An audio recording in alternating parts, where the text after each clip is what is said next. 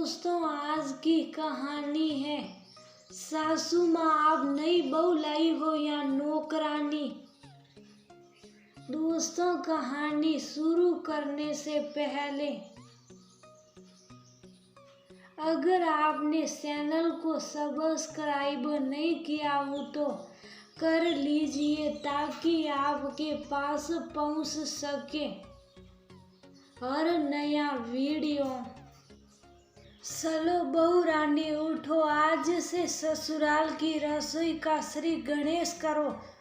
ये अपना शादी का जोड़ा बदल लो, नहा धोकर और आ जाओ रसोई घर में। हाँ जी दीदी, ननद राखी से कहते विस्मय करती। एक दिन की नई दुल्हन काशी उठी और नहा धो दूसरा थोड़ा हल्का लाल रंग का जोड़ा पहन पहली रसोई की रस्म करने हेतु रसोई में आ गई। बहू, सबसे पहले तो हलवा और पोहा बना दो, फिर खाने की तैयारी करना। जी, खाने में क्या बनाऊं? देखो, मटर पनीर, सूखी आलू गोभी की सब्जी, खीरे का रायता और पूरी। ना पूरी या कोई नहीं खाता, सब रोटी ही खाते हैं। तो तुम 10 लोगों के हिसाब से रोटियां तब पकाना जब सब खाने बैठे। और सुनो, थोड़ा पुलाव भी डाल देना, सलाद तो रहेगा ही, पापड़ भी तल लेना और हरी धनिया की तीखी चटनी भी बना लेना। बहू रानी, तो अब तुम संभालो अपना दूसरा घर जहाँ तुम्हें अधिकतर समय बिताना है। कह राखी काशी को रसोई हवाले कर चली गई। जी ठीक है, कहते काशी रसोई को आरसे से देखे और रसोई उसे देख मुस्कुराई। समझ ना आए कहाँ से शुरू करे, इतनी सारी चीजें बनानी। और ससुराल के दूसरे दिन ही फिर उसने हलवे से शुरुआत करी और हलवा और पोहा बना सबको देकर आई। ठीक है बहू, अब तुम भी वहीं रसोई में ही खा लो, फिर खाने में लगो, कहते हुए राखी बोली। क्या रसोई में काशी के मुंह से निकल गया? अरे नहीं बहू, राखी तो मजाक कर रही है। शुभ राखी, तुम्हें जहाँ मन करे वहाँ बैठकर खा लो, चाहे अपने कमरे में चाहे रसोई में, वो हमारे यहाँ नहीं। बहुएं सबके साथ बैठकर खाना नहीं खाती। नीताजी राखी को शुभ कराते इशारे से बोली। काशी को अजीब लगा, खैर अपना नाश्ता ले अपने कमरे में चली गई। थोड़ी देर बाद राखी बोलने आई, चलो बहू अब खाने की तैयारी करो, बहुत समय लगेगा। हाँ जी दीदी, बस अभी आई। काशी ने धीरे धीरे सबसे पहले मटर पनीर, फिर आलू गोभी, रायता, चटनी, पापड़, पुलाव सब बनाते समय उसे रसोई घर में ही काफी समय बीत गया। फिर आई फुलके उतारने की बारी।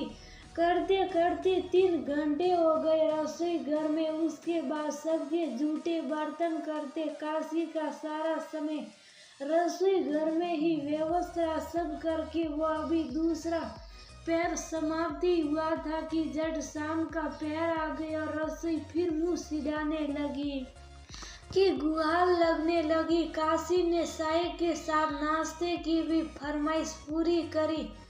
बनाते करते रात के खाने की तैयारी भी आ गई। फिर जूठे बर्तन मुंह सिडाने लगे। काशी को सब करते रात के 11 बज गए। एक तो भारी जोड़ा और ऊपर से इतनी गर्मी।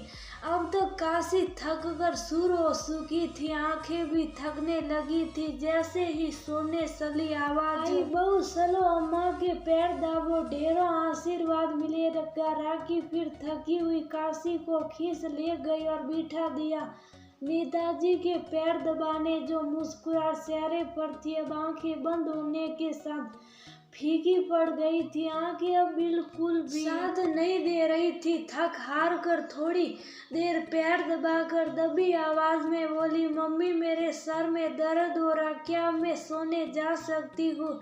हाँ ठीक है जाओ, कल फिर सुबह जल्दी उठ रसोई घर में घुसना होगा। और सुनो दीपक, अभी तुम्हारे साथ नहीं रहेगा हमारे यहाँ। लड़की जब पग फेरे की रस्म कर लौट आती है तब से पति पत्नी की नई जिंदगी की शुरुआत होती है।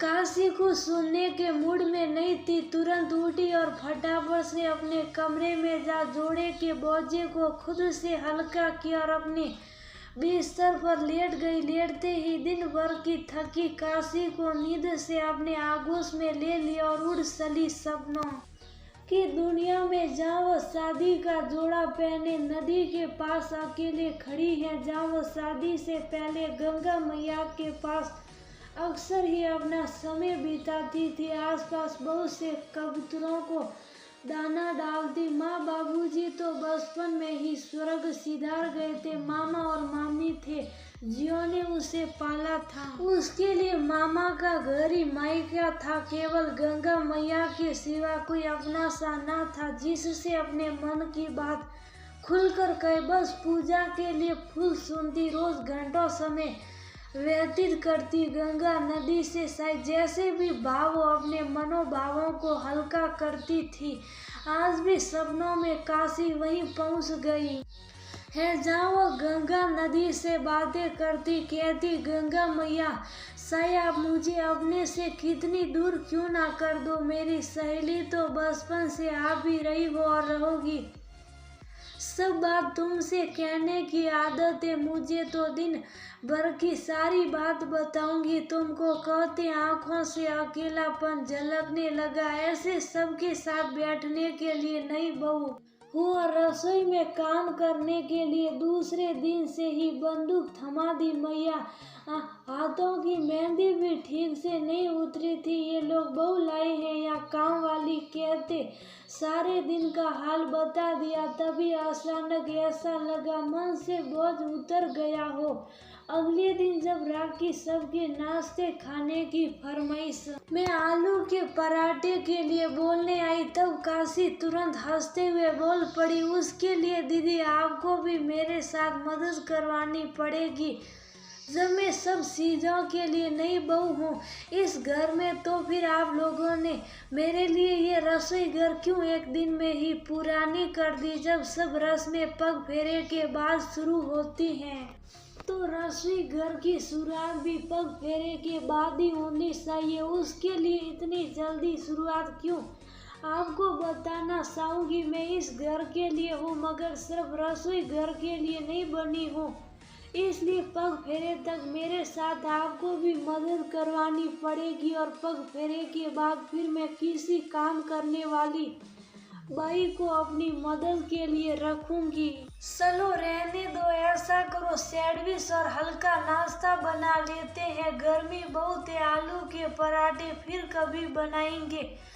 कहते हुए राखी फटाफट काशी के साथ नाश्ते की तैयारी कराने लगी। काशी समझती थी कि तहजीब उतनी ही दिखानी चाहिए जितनी जरूरी है, ना कि उतनी की कोई मोम की गुड़िया ही समझ ले। पग फेरे की रस्म के बाद उसके ससुराल आने से पहले काम वाली बाई भी लग गई थी। इस बात को दीपक, नीताजी और राखी तथा उनके सभी लोगों ने समझ लिया था, क्योंकि काशी ने पहले दिन ही अपने मन की बात बोलकर सबको अपनी अहमियत भी जतला दी थी। जो उसे गंगा मैया ने दिल की आवाज के साथ कहा था कि तुम सिर्फ रसोई घर के